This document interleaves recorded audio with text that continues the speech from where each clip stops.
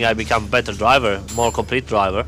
But on the other hand, I have a serious accident, which unfortunately put me out from racing for 2 years, put me out from F1, and I had.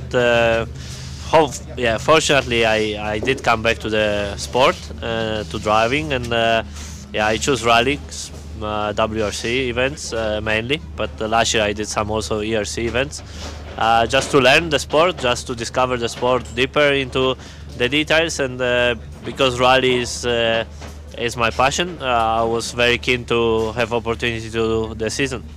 So is this still fun, and is this still learning? Yeah, for sure, learning, yes, because in the end rally is very, very complex sport, and when you are doing circuit for many years, you gain experience, yes, but the experience I can use from circuit on rallies is very little.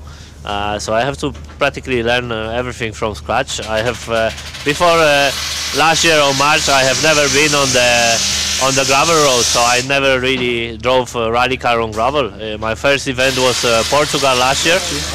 It was my first gravel event, so I went to Portugal as I think one of the hardest rally of the season, with only 300 kilometers experience on gravel. I had never drove a rally car on gravel before March of last year, so just the test before this event. So there is many things to learn, and the sport is completely different to what I was doing before for many years. So there is a lot to learn, a lot to discover, and a lot of challenges. But what about this season, Robert? And you're going to start this one in Monte Carlo, where even the world champion and the experienced drivers say they don't know what they're going to find up there. Yeah, so you can imagine exactly in which position I am. If you have experienced drivers and they don't know exactly how the condition will be, and because nobody can predict really. Okay, you can get precise weather forecast, you can have precise information from ice crew, from people who are on the stages, but once you arrive there, you never know what you will get, and for sure my lack of experience doesn't help. It doesn't give me a lot of confidence, and but I have to use this rally as a learning process, as a gaining experience, and actually, I think first 5-6 events will be like this. There will be all new events for me. I did last year 8 rallies, 8 WRC events, but initial events I didn't do them. So Monte Carlo, Mexico, Sweden will be first time on snow. Okay, I have driven for fun in my rally car in Poland in snow, but many years ago. So they have nothing to do with WRC car and in Sweden. Are you a confidence driver?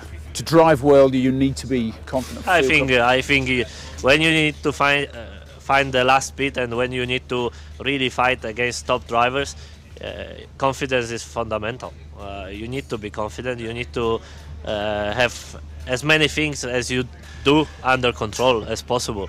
When you are starting the stage and you are first time going through them, you don't know if your pace notes are perfect, you don't know what grip level the surface will give you, you don't know where people will cut, or you can imagine where the cut will cut, but you don't know how much dust there will be on the road. You don't know if the jump will launch your car and how long, and how big effect will have on your balance. So there is many things where it's not being confident, it's just not knowing them, and that's the biggest difference. They say here, apparently Jim Clark, the Formula One racing driver and rally driver, used to say, don't brake late, brake less. Yeah. Is that you?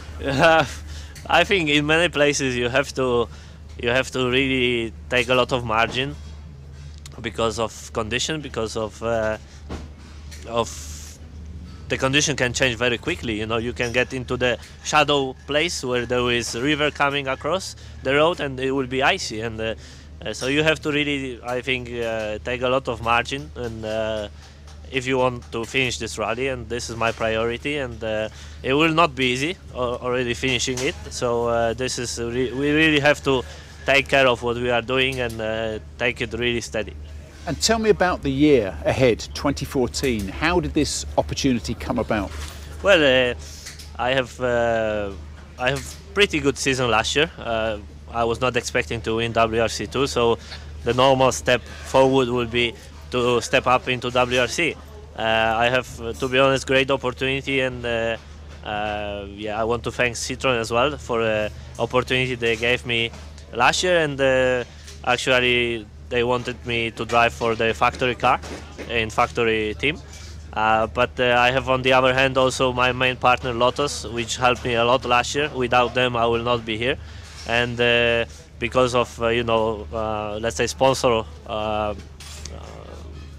not clash, but everybody is looking for their own not business, publicity, and it was normal that Total and Lotus will not really go well together, and I felt like I have to continue with them. I wanted to continue with Lotus, so I'm not saying that this opportunity is the worst one, but it was, it would be nice. I think it would be something special to, after 6-7 months of rallying, being in the factory car with the Citroën, which is, many world titles have, and so but I think you have to do step by step, and already the step move of this year, moving to WRC, doing all season with some new events against the best drivers on the world, it's big step. So yeah, I'm very happy, to be honest, that I have this opportunity. How big a step is it from a WRC2 Citroën to a WRC car? Can you tell us in simple terms, speed over a kilometre? It's difficult to judge the gaps. I have a roughly idea, but it depends a lot on the stages, and there is definitely a big difference. Although there is a lot of parts which are different. There is only rear wing difference. Okay, turbo restrictor, not turbo actually. The restrictor is bigger in WRC, which gives you quite a lot of more power. When you have more power, especially on gravel, the cars are more drivable, because it's easier to control them. And apart of this, there are only 2-3 things like smaller brakes in the RRC car, so there is no huge difference. But definitely, when you are on the stage, you feel it, and so you have to somehow adapt as well. Okay, this year is a bit different to compare because I'm running Fiesta, and last year I was driving the DS3, so it's also different constructors, different way of let's say building the car, and there are different, I think, technical directions of how the car behaves, and what they suit better which condition. But definitely Fiesta gives quite a lot of confidence, and for me it's just too early to say into the details what's exactly the difference. But what was the change like? Was it a wow moment? When you have been driving 780 horsepower F1 car which weighs 600 kilos, when you get into the rally car which weighs 1400 and you have extra 50-60 horsepower, you say, okay, you feel it, but it's not wow, and it's not something, oh, now I'm scared. It's just, I think it's in some way, for sure, for driving is easier. Just poorly driving. For driving fast, I think it's more difficult WRC, because things are happening quicker, and those cars are very fast in the corner, so you have to really believe on your pace notes, and you have to be really precise. And Robert, what are you going to be like on ice? And the worst thing, the slush. I don't know. To be honest, I did a Yana rally 2 weeks ago, which I think was a great opportunity for me to get a feeling in different conditions. We didn't have a lot of ice there. We did a test last week, but it was dry, 12 degrees temperature, and actually it was not really Monte Carlo preparation, but it will be something to discover. To be honest, I haven't driven on snow or on really icy condition, and yeah, it will be definitely big challenge this rally.